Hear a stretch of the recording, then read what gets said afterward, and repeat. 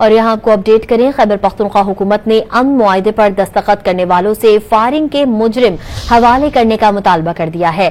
واضح کر دیا گیا مجرموں کو حوالے نہ کرنے پر مقامی آبادی کو منتقل کر کے ملزمان کو گرفتار کیا جائے گا۔ اسلحہ رکھنے والے ہر شخص کو دہشت گرد تصور کیا جائے گا۔ مزید جانتے ہیں ڈان نیوز کے نمائندے عارف حیات سے۔ جی عارف، تفصیل سے آگاہ کیجیے گا۔ جی بالکل، خیبر پختونخوا حکومت نے اپنا اعلان جاری کر دیا ہے کرم کشیدگی پر، جس میں بتایا گیا کہ جتنے بھی لوگ فائرنگ کے واقعے میں ملوث تھے تو ان کو شیڈول 4 میں ڈال دیا جائے گا اور ان کے خلاف دہشت گردی کے جو مقدمات ہیں وہ درج کیے جائیں گے، اور امن معاہدے پر دستخط کرنے والے مشران کو امن معاہدے کے نفاذ کے حوالے سے بھی جواب دہ بنایا گیا ہے۔ اس طرح دستخط کرنے والے مشران کو 4 جنوری کے حملے کے مجرموں کو حوالے کرنے کی ہدایت کی گئی ہے اور ملزمان کی براہ گرفتاری کے لیے کارروائی کا بھی فیصلہ کیا گیا ہے۔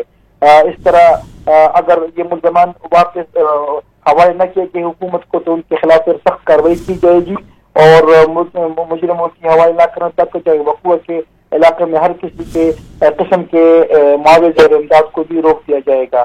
اس طرح پھر وارانہ انتشار کی پشتنائی کرنے والے سرکاری افسران کے خلاف بھی تعزیری کارروائی کی جائے گی۔ ملزمان کی گرفتاری کے لیے کلیئرنس آپریشن کی ضرورت پڑنے پر وقوع کے مقام پر کی جو آبادی ہے تو ان کو بھی عارضی طور پر منتقل کیا جائے گا اور کلیئرنس آپریشن کی جائے گی۔ اجناس کے قافلے کی نقل و حمل جو ہے تو وہ جلد دوبارہ شروع کی جائے گی، جبکہ ہم ضرورت کے دوران سڑکوں پر کرفیو نافذ ہوگا۔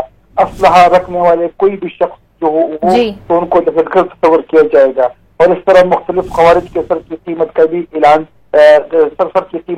بھی کیا جائے گا۔ یہ متعلقہ قرآن کے معاملات پر جو رپورٹ ہے تو وہ خیبر پختونخوا حکومت کے پاس جمع کرا دی گئی ہے۔ جی